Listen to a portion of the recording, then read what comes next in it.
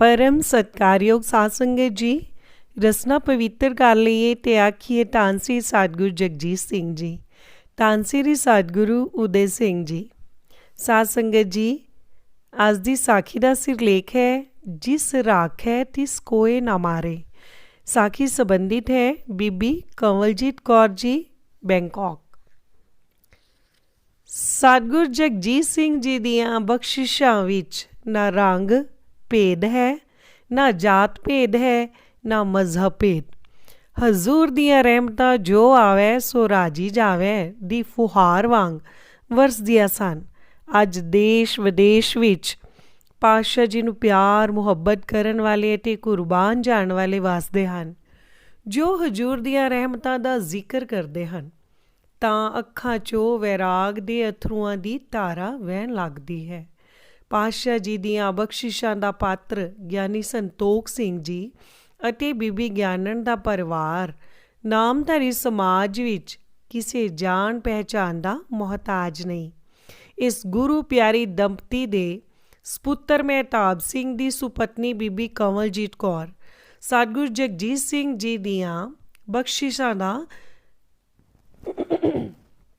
ਜ਼ਿਕਰ ਕਰਦੇ ਹਨ ਤਾਂ ਅੱਖਾਂ 'ਚੋਂ ਵੈਰਾਗ ਦੇ ਅਥਰੂਆਂ ਦੀ ਇੱਕ ਨਦੀ ਵਹਿ ਤੁਰਦੀ ਹੈ।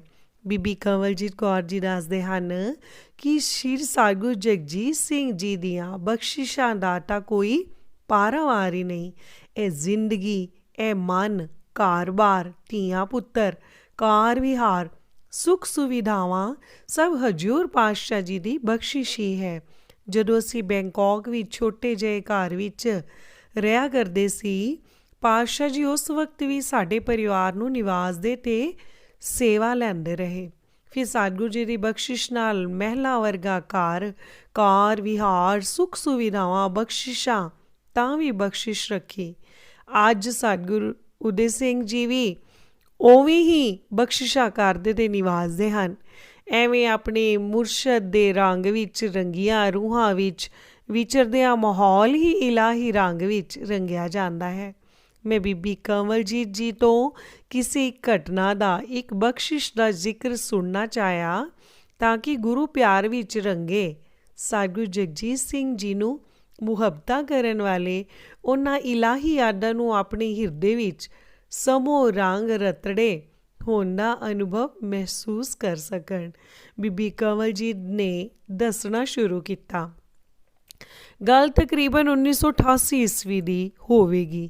ਸਤਿਗੁਰੂ ਜਗਜੀਤ ਸਿੰਘ ਜੀ ਦੀ ਬਖਸ਼ਿਸ਼ ਤੇ ਬਚਨਾਂ ਨਾਲ ਸਾਡਾ ਬੇਟਾ ਮੰਗਲ ਸਿੰਘ ਸਾਡੇ ਕੋਲ ਆ ਗਿਆ ਸੀ ਤੇ ਤਕਰੀਬਨ 3 ਕੁ ਸਾਲ ਦਾ ਹੋਵੇਗਾ ਕਿ ਮੇਰੀ ਤਬੀਅਤ ਇੱਕਦਮ ਖਰਾਬ ਹੋ ਗਈ। ਉੱਧਰ ਇੰਡੀਆ ਜਾਣ ਵਾਸਤੇ ਪਲੇਨ ਦੀਆਂ ਸੀਟਾਂ ਬੁੱਕ ਕਰਵਾਈਆਂ ਹੋਈਆਂ ਸਨ। 2 ਦਿਨ ਬਾਅਦ ਇੰਡੀਆ ਚਲੇ ਜਾਣਾ ਸੀ। ਮੰਗਲ ਸਿੰਘ ਦੇ ਪਿਤਾ ਜੀ ਤੇ ਹੋਰ ਪਰਿਵਾਰ ਮੈਨੂੰ ਹਸਪਤਾਲ ਲੈ ਜਾਣ ਵਾਸਤੇ ਕਾਹਲੇ ਸਨ, ਪਰ ਮੈਂ ਇੰਡੀਆ ਜਾਣ ਵਾਸਤੇ ਬਾਜ਼ਿੱਦ ਸਾਂ। ਕੁਝ ਓੜ ਪੋੜ ਨਾਲ ਹਾਲਤ ਕੁਝ ਸੁਧਰੀ ਤੇ ਠੀਕ ਹੋਈ ਤੇ ਮੈਂ ਪਲੇਨ ਫੜ ਦਿੱਲੀ ਦਾ ਰਾਹ ਲਿਆ। ਏਅਰਪੋਰਟ 'ਤੇ ਮੇਰਾ ਵੀਰ ਹੀਰਾ ਸਿੰਘ ਮੈਨੂੰ ਲੈਣ ਆਇਆ ਹੋਇਆ ਸੀ। ਮੈਂ ਆਖਿਆ, ਵੀਰ ਜੀ ਪਹਿਲਾਂ ਸ਼੍ਰੀ ਭੈਣੀ ਸਾਹਿਬ ਜਾਣਾ ਹੈ, ਪਾਤਸ਼ਾਹ ਜੀ ਦੇ ਦਰਸ਼ਨ ਕਰਨੇ ਹਨ, ਫਿਰ ਮੰਡੀ ਚੱਲਾਂਗੇ। ਸੋ ਵੀਰ ਨੇ ਗੱਡੀ ਸ਼੍ਰੀ ਭੈਣੀ ਸਾਹਿਬ ਦੇ ਰਾਹੀਂ ਪਾ ਲਈ। ਸ਼੍ਰੀ ਭੈਣੀ ਸਾਹਿਬ ਪਹੁੰਚੇ। ਸਤਿਗੁਰੂ ਜਗਜੀਤ ਸਿੰਘ ਜੀ ਦੀ ਕੋਠੀ ਵਿੱਚ ਸ਼੍ਰੀ ਸਤਿਗੁਰੂ ਕੋਠੀ ਵਿੱਚ ਬਿਰਾਜਮਾਨ ਸਨ। ਵੀਰ ਤੇ ਮੈਂ ਪਾਤਸ਼ਾਹ ਜੀ ਦੇ ਚਰਨਾਂ ਵਿੱਚ ਜਾ ਹਾਜ਼ਰ ਹੋਏ। ਚਰਨ ਪਰਸੇ, ਮੱਥਾ ਟੇਕਿਆ। ਪਾਤਸ਼ਾਹ ਜੀ ਨੇ ਸਾਰਿਆਂ ਦੀ ਸੁੱਖ ਸਾਂਦ ਪੁੱਛੀ। ਮੈਨੂੰ ਬੈਠੀ ਬੈਠੀ ਨੂੰ ਇੱਕਦਮ ਚੱਕਰ ਆਇਆ ਤੇ ਮੈਂ ਬੇਹੋਸ਼ ਹੋ ਗਈ।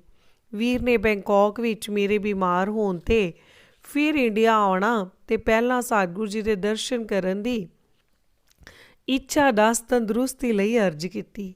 ਪਾਤਸ਼ਾਹ ਜੀ ਬਚਨ ਕੀਤਾ, ਕੰਵਲਜੀਤ ਨੂੰ ਮੰਡੀ ਆਪਣੇ ਕੋਲ ਲੈ ਜਾਓ। ਅਸੀਂ ਮੰਡੀ ਆ ਗਏ। ਮੈਨੂੰ ਬੁਖਾਰ ਚੜ੍ਹਨਾ ਸ਼ੁਰੂ ਹੋ ਗਿਆ। ਕਦੀ ਬੁਖਾਰ ਇੰਨਾ ਤੇਜ਼ ਕਿ ਥਰਮਾਮੀਟਰ ਦਾ ਪਾਰਾ 103 104 ਤੱਕ ਚਲੇ ਜਾਣਾ, ਕਦੇ ਆਪਣੇ ਆਪ ਹੀ ਉਤਰ ਜਾਣਾ, ਸਰੀਰ ਕਮਜ਼ੋਰ ਹੀ ਹੋਈ ਜਾਵੇ। ਸਾਰਾ ਦਿਨ ਮੈਂ ਮਿੱਟੀ ਬਣ ਬੈੱਡ 'ਤੇ ਲੇਟੀ ਰਹਿਣਾ। ਮੇਰੇ ਮਾਤਾ ਜੀ ਤੇ ਪਿਤਾ ਜੀ ਬਹੁਤ ਫਿਕਰਮੰਦ ਹੋਏ। ਪਿਤਾ ਜੀ ਦੀ ਜਾਣ ਪਹਿਚਾਣ ਵਾਲਾ ਡਾਕਟਰ ਸੀ। ਮੈਨੂੰ ਉਸ ਕੋਲ ਲੈ ਗਏ। ਡਾਕਟਰ ਨੇ ਬਲੱਡ ਲਿਆ। ਕੁਝ ਟੈਸਟ ਕੀਤੇ, ਐਕਸਰੇ ਲਿਆ ਤੇ ਰਿਪੋਰਟਾਂ ਆਉਣ 'ਤੇ ਦੱਸਿਆ ਕਿ ਬੇਟੀ ਨੂੰ TB ਦੀ ਸ਼ਿਕਾਇਤ ਹੈ ਤੇ ਲੰਬਾ ਸਮਾਂ ਦਵਾਈ ਖਾਣੀ ਪਵੇਗੀ। ਡਾਕਟਰ ਦੀ ਲਿਖੀ ਦਵਾਈ ਲੈ ਕੇ ਅਸੀਂ ਘਰ ਆ ਗਏ। ਸ਼੍ਰੀ ਭੈਣੀ ਸਾਹਿਬ ਅੱਸੂ ਦਾ ਪ੍ਰਯੋਗ ਸ਼ੁਰੂ ਹੋਣਾ ਸੀ। ਪਿਤਾ ਜੀ ਵੀਰ ਨੂੰ ਆਖਣ ਲੱਗੇ, ਇਹ ਦਵਾਈ ਇਸ ਤਰ੍ਹਾਂ ਕੰਵਲਜੀਤ ਨੂੰ ਦਿੰਦੇ ਰਹਿਣਾ। ਅਸੀਂ ਦੋਵੇਂ ਭੈਣੀ ਸਾਹਿਬ ਜਾ ਰਹੇ ਹਾਂ, 2 ਦਿਨ ਤੱਕ ਵਾਪਸ ਆ ਜਾਵਾਂਗੇ। ਸੋ ਪਿਤਾ ਜੀ ਤੇ ਮਾਤਾ ਜੀ ਸ਼੍ਰੀ ਭੈਣੀ ਸਾਹਿਬ ਨੂੰ ਰਵਾਨਾ ਹੋ ਗਏ, ਪਰ ਕੁਝ ਦੇਰ ਬਾਅਦ ਉਹ ਫਿਰ ਵਾਪਸ ਆ ਗਏ। ਆਖਣ ਲੱਗੇ, ਮੈਂ ਸੋਚਿਆ ਕੰਵਲਜੀਤ ਦੀਆਂ ਰਿਪੋਰਟਾਂ ਨਾਲ ਹੀ ਲੈ ਜਾਵਾਂ। ਚੰਡੀਗੜ੍ਹ PGI ਡਾਕਟਰ ਰਜਿੰਦਰ ਕਾਲੜਾ ਮੇਰਾ ਵਾਕਫ ਹੈ, ਉਸ ਨੂੰ ਦਿਖਾਉਂਦਾ ਜਾਵਾਂਗਾ। ਪਿਤਾ ਜੀ ਤੇ ਮਾਤਾ ਜੀ ਸ਼੍ਰੀ ਭੈਣੀ ਸਾਹਿਬ ਨੂੰ ਚੱਲ ਪਏ ਤੇ ਮੈਂ ਉਸ ਦਵਾਈ ਦੀ ਪਹਿਲੀ ਖੁਰਾਕ ਡਾਕਟਰ ਦੇ ਦੱਸੇ ਮੁਤਾਬਕ ਲੈ ਲਈ। ਦਵਾਈ ਅੰਦਰ ਜਾਣ ਦੀ ਦੇਰ ਹੀ ਸੀ ਕਿ ਮੇਰੀ ਹਾਲਤ ਖਰਾਬ ਹੋਣ ਲੱਗ ਪਈ। ਜਿਉਂ ਉਲਟੀਆਂ ਲੱਗੀਆਂ ਬੰਦ ਹੋਣ ਦਾ ਨਾਮ ਹੀ ਨਾ ਲੈਣ। ਮੇਰੇ ਵਿੱਚ ਹਿੰਮਤ ਹੀ ਨਾ ਰਹੀ ਕਿ ਮੈਂ ਉੱਠ ਸਕਾਂ। ਮਿੱਟੀ ਦਾ ਢੇਰ ਬਣੀ ਬੈੱਡ 'ਤੇ ਮੁੱਦੇ ਮੂੰਹ ਆ ਕੇ ਡਿੱਗ ਪਈ। ਵੀਰ ਨੂੰ ਹੱਥਾਂ ਪੈਰਾਂ ਦੀ ਪੈ ਗਈ। ਉਧਰ ਪਿਤਾ ਜੀ ਤੇ ਮਾਤਾ ਜੀ ਚੰਡੀਗੜ੍ਹ PGI ਪਹੁੰਚ ਚੁੱਕੇ ਸਨ। ਉਹਨਾਂ ਡਾਕਟਰ ਕਾਲੜੇ ਨੂੰ ਮੇਰੀਆਂ ਰਿਪੋਰਟਾਂ ਤੇ ਦਵਾਈ ਦੀ ਪਰਚੀ ਵਿਖਾਈ। ਵੇਖ ਕੇ ਡਾਕਟਰ ਆਖਣ ਲੱਗਾ, ਇਹ ਦਵਾਈ ਕਿਤੇ ਅਜੇ ਖਾਧੀ ਤਾਂ ਨਹੀਂ? ਪਿਤਾ ਜੀ ਨੇ ਆਖਿਆ, ਅਸੀਂ ਤੇ ਆ ਗਏ ਹਾਂ, ਪਤਾ ਨਹੀਂ ਕੁੜੀ ਨੇ ਖਾ ਲਈ ਹੈ ਜਾਂ ਨਹੀਂ, ਪਰ ਡਾਕਟਰ ਸਾਹਿਬ ਗੱਲ ਕੀ ਹੈ? ਡਾਕਟਰ ਕਾਲੜਾ ਨੇ ਦੱਸਿਆ, ਦਵਾਈ ਰਿਪੋਰਟਾਂ ਨਾਲ ਬਿਲਕੁਲ ਮੇਲ ਖਾਂਦੀ ਨਹੀਂ। ਬੇਟੀ ਨੇ ਜੇ ਦਵਾਈ ਖਾ ਲਈ ਤਾਂ ਉਸ ਦੀ ਹਾਲਤ ਖਰਾਬ ਹੋ ਜਾਣੀ ਹੈ, ਕਿਉਂਕਿ ਇਹ ਦਵਾਈ ਉਸ ਨੂੰ ਰਿਐਕਸ਼ਨ ਕਰੇਗੀ। ਪਿਤਾ ਜੀ ਨੇ ਵੀਰ ਨੂੰ ਫੋਨ ਕੀਤਾ ਤੇ ਆਖਿਆ, ਕੰਵਲਜੀਤ ਨੂੰ ਦਵਾਈ ਨਾ ਦੇਈ। ਵੀਰ ਨੇ ਦੱਸਿਆ ਕਿ ਉਹਨੇ ਦਵਾਈ ਲੈ ਲਈ ਸੀ ਤੇ ਹਾਲਤ ਉਹਦੀ ਬਹੁਤ ਖਰਾਬ ਹੋ ਗਈ ਸੀ। ਸਾਨੂੰ ਤੇ ਹੱਥਾਂ ਪੈਰਾਂ ਦੀ ਪੈ ਗਈ ਸੀ। ਮਸਾਂ ਹੁਣ ਟਿੱਕੀ ਹੈ, ਹੁਣ ਇਸ ਦਵਾਈ ਵੱਲ ਤੇ ਉਹ ਮੂੰਹ ਵੀ ਨਹੀਂ ਕਰੂਗੀ। ਪਿਤਾ ਜੀ ਨੇ ਦੱਸਿਆ ਕਿ ਅਸੀਂ ਵਾਪਸ ਆ ਰਹੇ ਹਾਂ। ਪਿਤਾ ਜੀ ਸ਼ਾਮ ਨੂੰ ਮੰਡੀ ਵਾਪਸ ਆ ਗਏ ਤੇ ਦੂਸਰੇ ਦਿਨ ਸਵੇਰੇ ਮੈਨੂੰ ਲੈ ਕੇ ਚੰਡੀਗੜ੍ਹ PGI ਦਾਖਲ ਕਰਵਾ ਦਿੱਤਾ। ਇੱਥੇ ਡਾਕਟਰ ਕਾਲੜੇ ਨੇ ਮੇਰੇ ਸਾਰੇ ਟੈਸਟ ਕੀਤੇ, ਐਕਸਰੇ ਵਗੈਰਾ ਲਏ ਅਤੇ ਇਲਾਜ ਸ਼ੁਰੂ ਕਰ ਦਿੱਤਾ। ਪਰ ਮੇਰੀ ਹਾਲਤ ਸੀ ਕਿ ਦਿਨ ਬ ਦਿਨ ਵਿਗੜਦੀ ਹੀ ਜਾ ਰਹੀ ਸੀ। ਰੋਜ਼ ਢੇਰ ਸਾਰੀਆਂ ਗੋਲੀਆਂ ਦੇ ਕੈਪਸੂਲ ਖਾਣੇ ਤੇ 36 ਇੰਜੈਕਸ਼ਨ ਲੱਗਣੇ, ਜਿਨ੍ਹਾਂ ਨੇ ਮੇਰੀਆਂ ਸਾਰੀਆਂ ਨਾੜਾਂ ਵਿੰਨ ਸੁੱਟੀਆਂ। ਐਵੇਂ ਹੀ 20-25 ਦਿਨ ਲੰਘੇ। ਇੱਕ ਦਿਨ ਡਾਕਟਰ ਚੈੱਕਅਪ ਕਰਨ ਵਾਸਤੇ ਸਾਡੇ ਕਮਰੇ ਵਿੱਚ ਆਇਆ। ਸਟੈਥੋ ਨਾਲ ਮੇਰੀ ਛਾਤੀ ਚੈੱਕ ਕੀਤੀ, ਪੇਟ ਵੇਖਿਆ, ਅੱਖਾਂ ਪੁੱਟ ਕੇ ਵੇਖਿਆ। ਮੈਂ ਬੇਹੋਸ਼ੀ ਦੀ ਹਾਲਤ ਵਿੱਚ ਹੀ ਸਾਂ। ਡਾਕਟਰ ਕਾਲੜਾ ਪਿਤਾ ਜੀ ਨੂੰ ਆਖਣ ਲੱਗਾ, ਸਰਦਾਰ ਸਾਹਿਬ, ਸਾਡੇ ਹੱਥੋਂ ਗੱਲ ਨਿਕਲ ਗਈ ਜਾਪਦੀ ਹੈ। ਹੁਣ ਤੇ ਰੱਬ ਹੀ ਰਾਖਾ ਹੈ, 1-2 ਦਿਨ ਦੀ ਖੇਡ ਜਾਪਦੀ ਹੈ। ਮੈਨੂੰ ਇਹ ਗੱਲ ਸੁਣ ਗਈ ਸੀ। ਜਦੋਂ ਡਾਕਟਰ ਕਮਰੇ 'ਚੋਂ ਬਾਹਰ ਚਲਾ ਗਿਆ ਤਾਂ ਮੈਂ ਇਸ਼ਾਰੇ ਨਾਲ ਪਿਤਾ ਜੀ ਨੂੰ ਕੋਲ ਬੁਲਾਇਆ ਤੇ ਆਖਿਆ, ਪਿਤਾ ਜੀ, ਮੈਂ ਡਾਕਟਰ ਦੀ ਗੱਲ ਸੁਣ ਲਈ ਹੈ, ਹੁਣ ਮੈਂ ਮਰ ਤੇ ਜਾਣਾ ਹੀ ਹੈ। ਮੇਰੀ ਇੱਕ ਇੱਛਾ ਹੀ ਪੂਰੀ ਕਰ ਦਿਓ।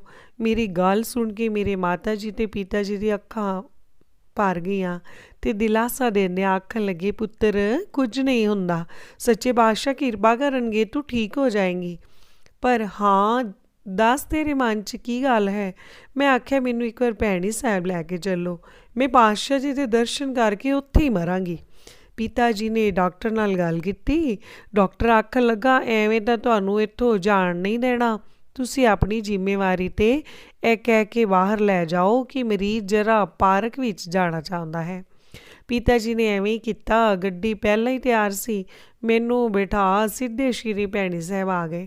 ਭੈਣੀ ਸਾਹਿਬ ਬੈਂਕਾਕ ਤੋਂ ਵੀ ਬਹੁਤ ਸੰਗਤ ਆਈ ਹੋਈ ਸੀ, ਪਰ ਮੇਰੇ ਸਰੀਰ ਦੀ ਇੰਨੀ ਮਾੜੀ ਹਾਲਤ ਕਾਰਨ ਕਿਸੇ ਵੀ ਮੈਨੂੰ ਪਹਿਚਾਣਿਆ ਹੀ ਨਾ। ਕੋਠੀ ਦੇ ਬਾਹਰ ਜਿੱਥੇ ਪੁਰਾਣੀ ਗੈਰੇਜ ਹੋਇਆ ਕਰਦੀ ਸੀ, ਉੱਥੇ ਮਹਾਰਾਜ ਵੀਰ ਸਿੰਘ ਜੀ ਖੜੇ ਸਨ। ਸਾਨੂੰ ਕੋਠੀ ਵੱਲ ਜਾਣ ਦਾ ਇਸ਼ਾਰਾ ਕਰ ਮਹਾਰਾਜ ਜੀ ਆਪ ਹੀ ਜੀਪ ਚਲਾ ਕੇ ਪਾਤਸ਼ਾਹ ਜੀ ਨੂੰ ਲੈਣ ਚਲੇ ਗਏ, ਜੋ ਉਸ ਵਕਤ ਗਰਾਊਂਡ ਵਿੱਚ ਬੈਡਮਿੰਟਨ ਖੇਡਣ ਗਏ ਹੋਏ ਸਨ। ਸਤਿਗੁਰੂ ਜੀ ਨੂੰ ਕੋਠੀ ਵਿੱਚ ਉਤਾਰ ਲੰਗਰ ਵਿੱਚੋਂ ਮਾਤਾ ਚੰਦ ਕੌਰ ਜੀ ਨੂੰ ਲੈਣ ਚਲੇ ਗਏ। ਪਾਤਸ਼ਾਹ ਜੀ ਦੀ ਹਜ਼ੂਰੀ ਵਿੱਚ ਬੈਠਿਆ ਮੇਰੇ ਮਾਤਾ ਜੀ ਨੇ ਮੰਗਲ ਸਿੰਘ ਵੱਲ ਇਸ਼ਾਰਾ ਕਰਦੇ ਅਰਜ਼ ਕੀਤੀ, ਪਾਤਸ਼ਾਹ ਜੀ, ਇਹ ਬੱਚਾ ਆਪ ਜੀ ਨੇ ਹੀ ਬਖਸ਼ਿਆ ਹੈ ਜੀ, ਇਸ ਦੀ ਪਰਵਰਿਸ਼ ਲਈ ਇਸ ਦੀ ਮਾਂ ਕੰਵਲਜੀਤ ਨੂੰ ਵੀ ਜ਼ਿੰਦਗੀ ਬਖਸ਼ ਲਓ।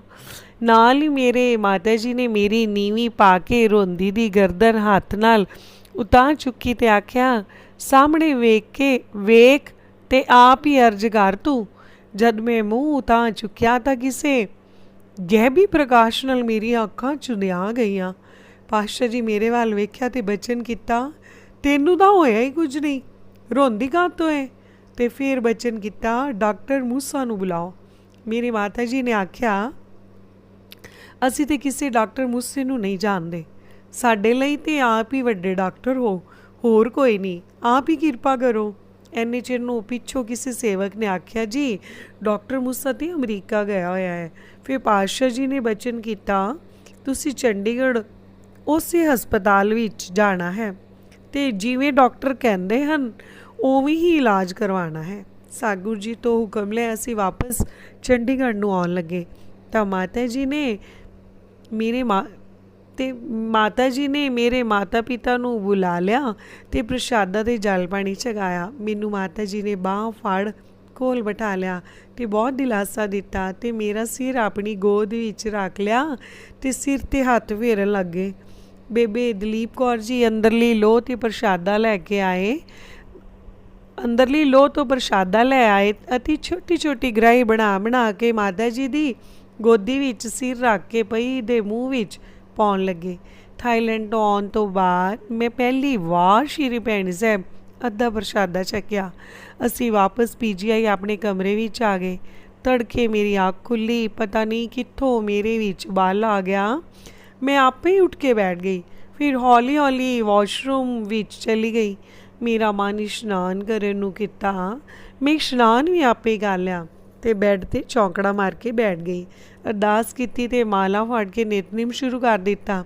ਸਵੇਰੇ 5 ਵੱਜਣ ਵਾਲੇ ਸਨ। ਨਰਸ ਨੇ ਨੌਕ ਕਰਕੇ ਦਰਵਾਜ਼ਾ ਖੋਲ੍ਹਿਆ। ਮੈਨੂੰ ਬੈਠੀ ਨੂੰ ਵੇਖ ਡਾਕਟਰ ਸਾਹਿਬ ਕਹਿੰਦੇ ਬਾਹਰ ਨੂੰ ਭੱਜ ਗਈ। ਡਿਊਟੀ ਵਾਲੇ ਡਾਕਟਰ ਨੇ ਸਮਝਿਆ ਭਾਣਾ ਵਾਪਰ ਗਿਆ ਹੈ, ਪਰ ਜਦੋਂ ਉਸਨੇ ਮੈਨੂੰ ਮਾਲਾ ਫੜੀ ਨੂੰ ਬੈਠੀ ਹੋਈ ਨੂੰ ਦੇਖਿਆ ਤਾਂ ਹੈਰਾਨ ਹੋਇਆ, ਪੱਥਰ ਦਾ ਬੁੱਤ ਬਣ ਕੇ ਖੜ ਗਿਆ। ਸਵੇਰੇ ਸੀਨੀਅਰ ਡਾਕਟਰ ਆਏ, ਟੈਸਟਾਂ ਲਈ ਮੇਰਾ ਬਲੱਡ ਲਿਆ ਗਿਆ। ਐਕਸਰੇ ਤੇ ਕੁਝ ਹੋਰ ਟੈਸਟ ਹੋਏ। ਜਦੋਂ ਰਿਪੋਰਟਾਂ ਆਈਆਂ ਤਾਂ ਸੀਨੀਅਰ ਡਾਕਟਰ ਮੇਰੇ ਪਿਤਾ ਜੀ ਨੂੰ ਕੋਲ ਬਿਠਾ ਪੁੱਛਣ ਲੱਗੇ, ਸਰਦਾਰ ਸਾਹਿਬ ਸੱਚ ਦੱਸਿਓ ਕਿ ਕੱਲ੍ਹ ਤੁਸੀਂ ਕਿੱਥੇ ਗਏ ਸੀ ਤੇ ਕੀ ਕਰਕੇ ਆਏ ਹੋ, ਸੱਚ ਦੱਸਿਓ। ਪਿਤਾ ਜੀ ਨੇ ਸਭ ਕੁਝ ਜਿਵੇਂ ਹੋਇਆ ਡਾਕਟਰ ਨੂੰ ਦੱਸ ਦਿੱਤਾ।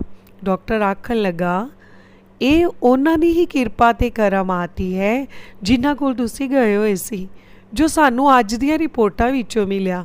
ਇਹ ਪਹਿਲੀ ਕਿਸੇ ਰਿਪੋਰਟ ਵਿੱਚ ਆਇਆ ਹੀ ਨਹੀਂ।